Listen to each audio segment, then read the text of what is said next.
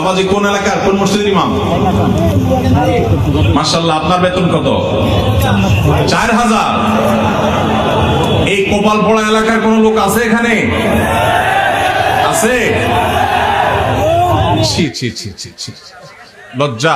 ভাই, এই এলাকার মানুষ যারা, ভালো করে শুনে রাখেন, এই মসজিদ কমিটির যারা দায়িত্বশীলরা আছেন, আল্লাহকে ভয় করেন, আল্লাহকে ভয় করেন। আপনার যে ইমাম সাহেব 5 ওয়াক্ত নামাজ পড়ানোর দায়িত্ব নিয়েছেন, এই 5 ওয়াক্ত নামাজ পড়াতে গেলে আর তেমন কোনো কাজ করা যায় না। ইমাম সাহেবদেরকে আপনারা 4000 টাকা বেতন দেন। ছি ছি ছি ছি।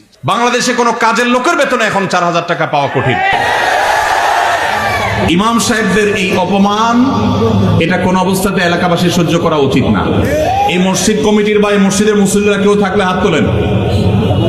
আমরা আসামি দেখতে চাই। আসামি কই?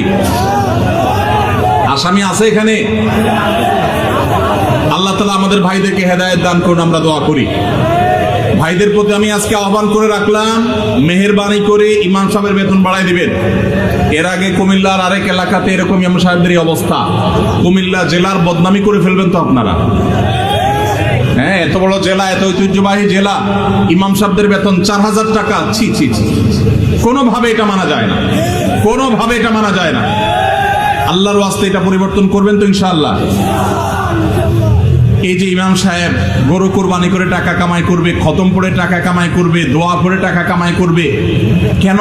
ইমাম সাহেব মসজিদে দায়িত্ব পালন করছে, মসজিদের মধ্যে অনেক ভালো ভালো কাজ করতে পারে, সেগুলা করতে পারবে তখন যখন তাকে এমন বেতন দিবেন যে নিশ্চিন্তে তিনি মসজিদ ভিত্তিক নানামুখী কাজ করতে পারে। এখন যে বেতন দেন সেটা দিয়ে তার চাল কেনার টাকাই যদি না হয়, তাহলে সেই মসজিদে কোরআন শিক্ষার আসর করবে না, দাওয়াতি কাজ করবে নাকি ধান্দা করে বেড়াবে? এই যে অন্য এলাকা থেকে এসে পশু কোরবানি করে টাকা নেওয়া জায়েজ কিনা এই প্রশ্ন করছেন, এই প্রশ্ন তো এই জন্যই আসছে যে ইমাম সাহেবের যা দেন তা যথেষ্ট হয় না, এই জন্য ইমাম সাহেবের এসব খুঁজে বেড়ানো লাগে। এটা তো লজ্জার কথা। কেন ইমাম সাহেব এগুলো খুঁজতে হবে? এত বেশি বেতন দিবেন যে এই সমস্ত ছোটখাটো কাজ করে ইমাম সাহেব তার পেট পালার চিন্তা করা যেন না লাগে। আল্লাহ আমাদেরকে সেই তৌফিক দান করুন। এখন বাহির থেকে কেউ যদি এসে এগুলো করে, হারাম না, এটা মোটেও হারাম না। কেউ যদি পারিশ্রমিক নিয়ে পরিশ্রম করে, যেখানে টাকা নেওয়া জায়েজ শরীয়তে, যেমন পশু কুরবানি করে টাকা নেওয়া জায়েজ, অতএব কেউ এরকম নিতে চাইলে জায়েজ আছে।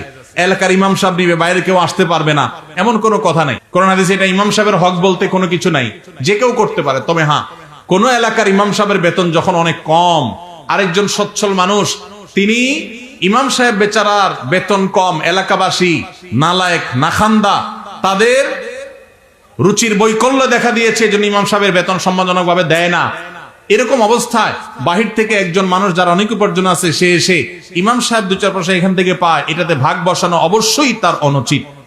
কিন্তু যদি সে নেয়, এই উপার্জন তার হারাম হবে না, কিন্তু তার এটা রুচির ব্যাপার, এটা তার আখলাক, উত্তম আখলাকের পরিচয়, যে সে ইমাম সাহেবের এখানে ভাগ যেন না বসায়। ভাইরা, ইমাম সাহেবদের বেতন বাড়াই দিবেন তো ইনশাআল্লাহ?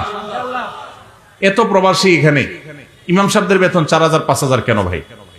আল্লাহ আমাদের সবাইকে হেদায়েত দান করুন।